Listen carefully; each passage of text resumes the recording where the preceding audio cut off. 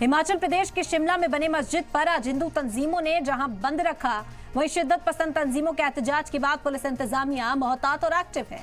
मुजाहिरीन पर लाठीचार्ज की मुखालफत में आज बालूगंज व्यापार मंडल ने बंद बुलाया और जबरदस्त एहतजाजी मुजाहरा किया।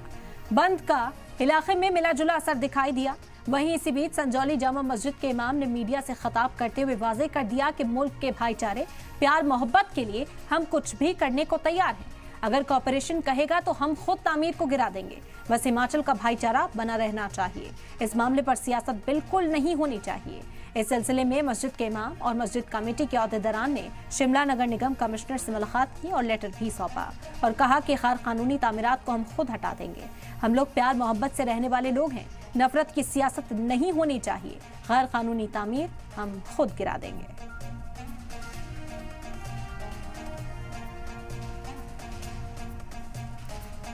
ठीक है, इसीलिए हमने ये एप्लीकेशन दी है कि हम खुद ही इसको जो है डिमोलाइज कर देंगे और जो आगे उसका कोर्ट का फैसला होगा वो हमें मान्य है। और ये हमारी कमेटी जो है, हमारे अब्दुल लतीफ भाई जो है हमारी कमेटी के प्रधान, और मैं एज ए इमाम जामा मस्जिद संजौली जो है हमने यहाँ पर एप्लीकेशन दी। और किसी का हमारे ऊपर प्रेशर नहीं है। हमारे ऊपर अगर प्रेशर है सिर्फ एक चीज का कि हमारी मोहब्बत बनी रहे। हम प्यार मोहब्बत से रहने वाले हैं और जितने भी हम हिमाचली वासी हैं या जितने भी हिंदुस्तानी हैं, हम सब एक हैं।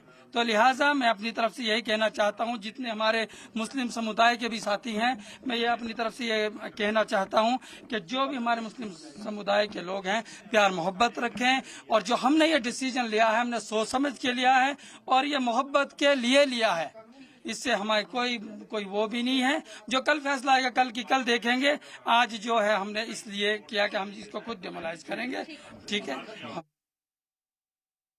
ये संजौली मस्जिद के जो प्रेसिडेंट है और जो मौलवी है, ये दोनों लोग 15-16 लोगों के साथ, अपने समुदाय के लोगों के साथ मेरे पास ये मेमोरेंडम देने के लिए आए थे।